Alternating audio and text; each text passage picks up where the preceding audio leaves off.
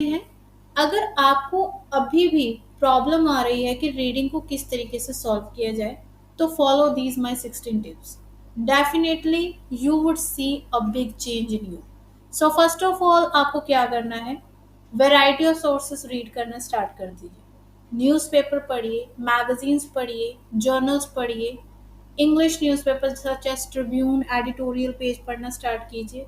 इससे क्या होगा, you would be able to understand different types of the topic whatever is going on around you in your surrounding.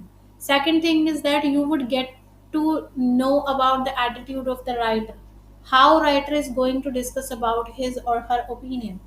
Third thing is that you would understand different type of vocabulary. vocabulary के बारे में आपको पता लगना start हो जाएगा और उस vocabulary को आप यूज कर सकते हैं अपनी राइटिंग में। अगर वही vocabulary आपकी लिसनिंग में यूज हो रही है तो आप कभी कंफ्यूज नहीं होंगे, रीडिंग में है तब भी आप कभी कंफ्यूज नहीं होंगे, तो vocabulary भी आपकी इससे बूस्ट अप हो जाएगी। तो ये एक बहुत ही यूजफुल वे है। सेकंड टिप जो है वो ये है कि आप अपने vocabulary को इन्हांस कीजिए और प्लस उसको जो है रिवाइज कीजिए डेली वे में, और बार बार उसको यूज करने की कोशिश कीजिए कि सेंटेंस में हम उसको कैसे यूज कर सकते हैं, उसको यूज कीजिए। थर्ड टिप मेरी ये है कि टाइम मैनेजमेंट को आप जरूर प्रैक्टिस कीजिए, because there are a lot of student of mind, okay, and who are facing a lot of problem to manage their time. When they do reading, they are able to solve first two passages easily within the 60 minutes, but they are not able to solve all three passages. So for that, you should do your reading, you should solve your first passage within the 20-minute, second passage in the next 20-minute, and third passage is in the upcoming 20 minutes. So you need to follow such patterns so that you would not have to face any kind of difficulty in the time management of your reading. क्योंकि इससे क्या होगा कि आप पहले से अगर time management की प्रैक्टिस कर रहे हैं तो एग्जाम टाइम में जाकर आप कभी भी पैनिक नहीं होंगे। तो अगर आप पहले से प्रैक्टिस कर रहे हैं तो डेफिनेटली आपको कभी कोई प्रॉब्लम नहीं आएगी और आप इजीली अपना टाइम मैनेज कर लेंगे। उसके बाद जो है नेक्स्ट टिप ये है कि आप बार बार रीड कीजिए। देखिए सबसे पहले आपको क्या है, अंडरस्टैंड करने की ज़रूरत है कि किस टाइप्स के क्वेश्चन हैं जो रीडिंग में गिवन है, उनको सॉल्व कैसे किया जा सकता है, उनकी स्ट्रैटेजीज क्या है।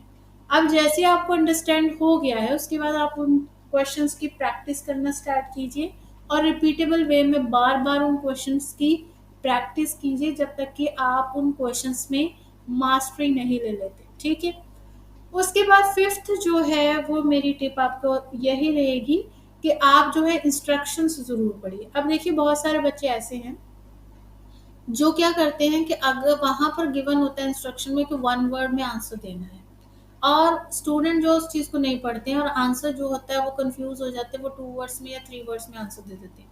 तो ऐसा नहीं होना चाहिए, इसकी वजह से भी बहुत सारे स्टूडेंट्स के आंसर गलत हो जाते हैं। और कई बार क्या होता है कि वो कुछ नहीं देखते कि वहाँ पे यस नो नॉट गिवन में आंसर बोला गया है और लगा देते हैं, यस लगाना होता है लगा देते हैं ट्रू, तो इसकी वजह से भी आपका आंसर गलत हो जाता है। सो I would suggest all of you need to read instructions first. If NB is given, note bound is given, there are some question where the NB is also given. वहाँ पे NB दिया गया होगा, NB की full form है note bound, so you need to read that too. ठीक है, उसकी वजह से भी बहुत सारे स्टूडेंट्स हैं जिनके आंसर्स कर रहे हैं। स्किमिंग देखिए ये एक प्रैक्टिकल स्किल है, आप जब बहुत ज़्यादा प्रैक्टिस करोगे तो definitely you would be able to do skimming.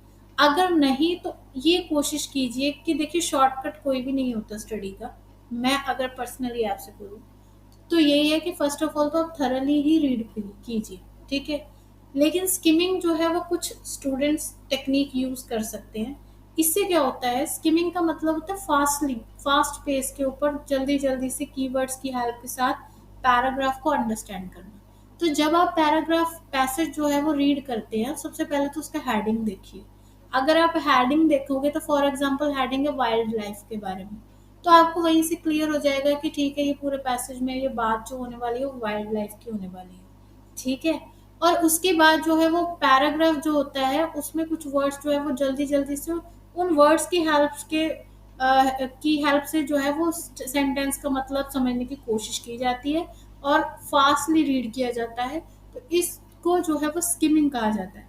और ये जो होती है स्किमिंग जो की जाती है मेनली, वो एक्चुअल में थीम को अंडरस्टैंड करने के लिए, किसी पैराग्राफ का सेंट्रल आइडिया पता करने के लिए जो है वो की जाती है। उसके बाद जो है स्कैनिंग। देखिए स्कैनिंग की अगर मैं बात करूं, स्कैनिंग की अगर मैं बात करूं तो स्कैनिंग का मतलब होता है जैसे स्कैन करना, ठीक है।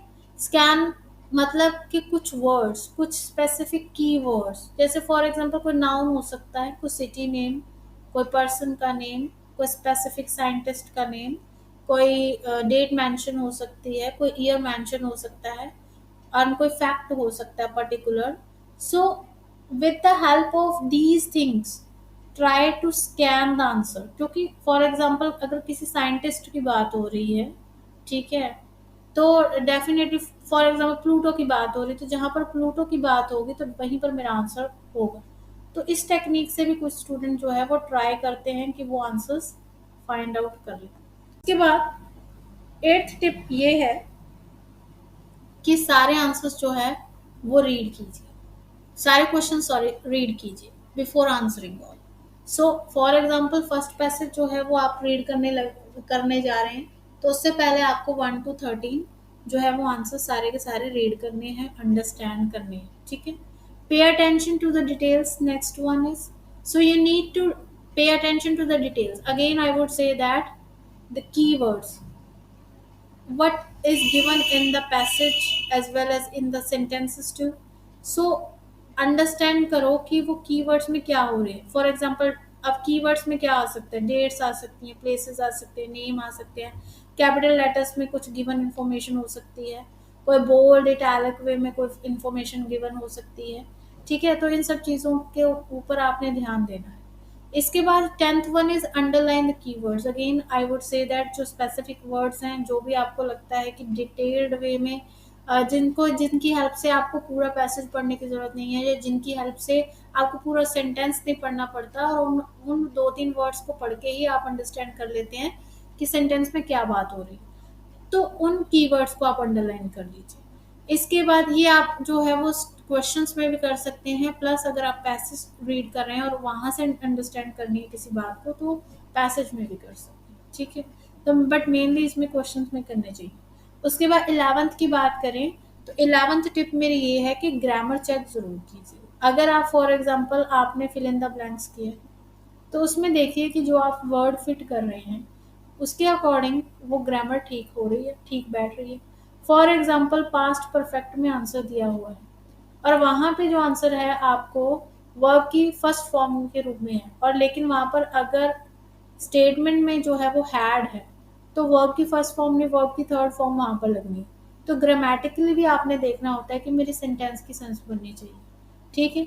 इसके बाद 12th one is time check.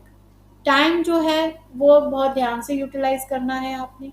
जो इजी क्वेश्चंस हैं, कुछ क्वेश्चंस इजी होते हैं और जिनके ऊपर हमें ज़्यादा टाइम लगाने की ज़रूरत नहीं है, और कुछ क्वेश्चंस जो है वो डिफ़िकल्ट होते हैं। तो ये भी आपकी स्ट्रैटेजी होनी चाहिए कि जितनी जल्दी आप क्वेश्चंस को, इजी क्वेश्चंस को सॉल्व कर पाएंगे, उतनी ज़्यादा टाइम आप डिफ़िकल्ट वन को दे पाएंगे, ठीक है। इसके बाद जो है 13th one is keep the order, ठीक है। There are many student who are facing a lot of difficulties when they have to transfer their answer, and usually they transfer their answer in a wrong way, okay, because they sometimes they got panic. कई बार वो इतने ज़्यादा परेशान हो जाते हैं, तो फिर वो क्या करते हैं, वो फॉर एग्जांपल आपको देखो यहाँ पर कोई भी एक्स्ट्रा टाइम नहीं है, गिवन नहीं है, तो वहाँ पर आपने पैनिक नहीं होना है।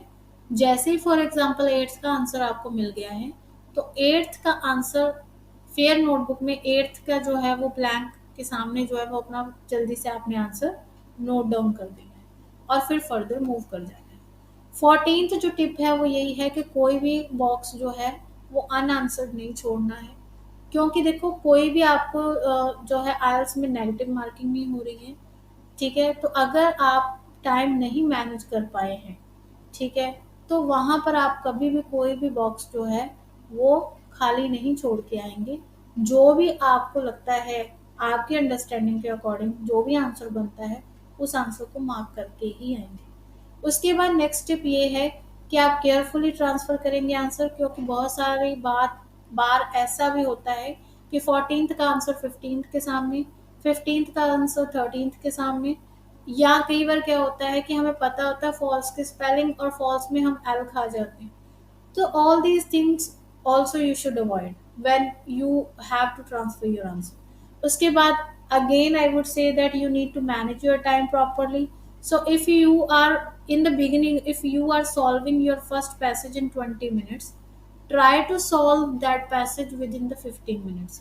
Reduce your time to solve your passage, so that you would have at the end more time to recheck your answer, ताकि आपके पास अंत में ज़्यादा टाइम बच जाए और वहाँ पर आप दोबारा से रीचेक कर पाएँ अपने आंसर, अपने स्पेलिंग्स चेक कर पाएँ और वो करेक्ट ऑर्डर में है या नहीं है, वो सारी चीज़ें कर पाएँ, ग्रामेटिकली आपके आंसर ठीक है या नहीं है, ये सारी चीज़ें चेक कर पाएँ। ठीक है? तो इन सब चीज़ों का आपने ध्यान रखना है।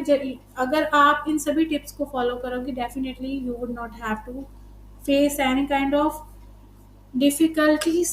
एंड इसी तरह की और अपडेट्स और यूज़फुल वीडियो के लिए don't forget to like, subscribe, share and comment channel. और एक नई इन्फॉर्मेशन के साथ दोबारा मिलते हैं। Till then, bye bye.